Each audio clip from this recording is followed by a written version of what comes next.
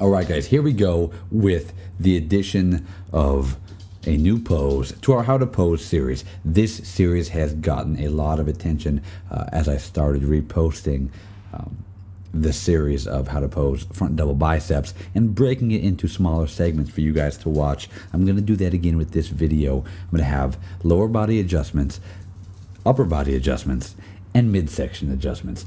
All of these are going to be vital in constructing the pose, and if you haven't known already, or you couldn't tell from watching my other videos, I like to split up my poses in that manner. I have step 1, I have step 2, and I have step 3. Starts with lower body adjustments at step 1, upper body adjustments at step 2, and we have our midsection adjustments. That's going to be step 3. So here we go, guys. The pose we're going over today is going to be the side chest. We're going to start with lower body adjustments on the side chest. Here we go, guys.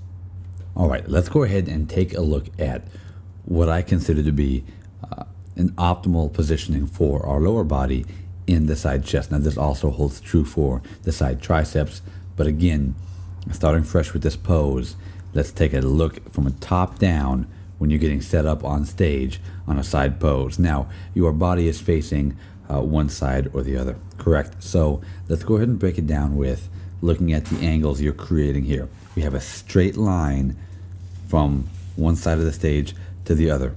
So as you are facing the side of the stage for a side pose or a quarter turn, once you do make a quarter turn to the right, you are turning 90 degrees. I just want to imprint these angles into your mind so you get a better visualization of what we're talking about when we talk about foot positioning.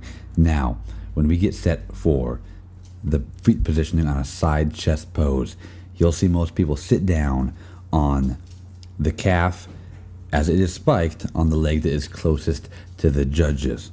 All right, this is going to be what we go for with this pose. We are going to spike that calf of the foot that is closest to the judges. But the real secret when doing this is to take the knee of that foot with the spiked calf, and you're going to push it over 10 to 15 degrees away from the judges. All right, so again, we're going to have our visual representation from the top down for you guys to take a look at so you understand what I'm talking about. You're going to be pushing that knee away from the judges. What this will do is apply tension to your hamstrings.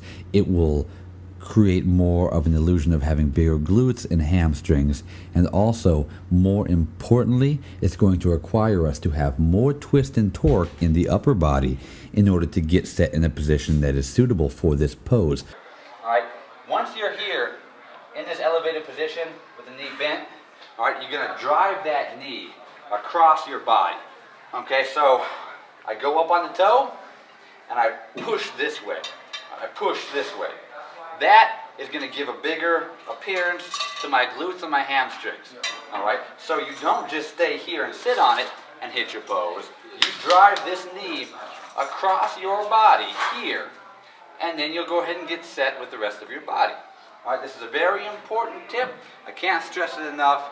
It really helps out with just making the legs look bigger, especially if you don't have the best developed hamstrings and calves. This will help out a little bit. All right, that's always how I address the side pose first. What that's going to do is that's going to create a slimmer appearance in the midsection. All right, again, we've talked about the torque and twist principle a lot in my posing videos, and it goes a little something like this. Twist and torque is going to create a more lean appearance in the midsection. That's why you see side poses look so good when you have your hips facing one way and your upper body in a position that is applying torque and twist at the midsection. That is applying right here on this side pose by taking our lower body and forcing it away from the judges 10 to 15 degrees. That slight bit of variation is again going to require your upper body to have to turn more in order to display properly to the judges, therefore applying more torque and twist to the midsection. Now let's address the question of how far should I squat down on that leg when I'm hitting this pose. I tell people to start with creating a right angle, a 90-degree angle with the leg that is facing the judges. Start with that and see how it looks. All right, if you need to make that an obtuse angle, go for it. If you need to make it an acute angle by squatting down more, by all means do it. But start off with 90 degrees and see how it looks from there. All right, so we have Step 1 is to get in position where we are facing the side of the stage. Step 2, we're going to squat down. All right, we're going to create a 90-degree right angle with the leg that is closest to facing the judges while that calf is spiked and we are up on our toes.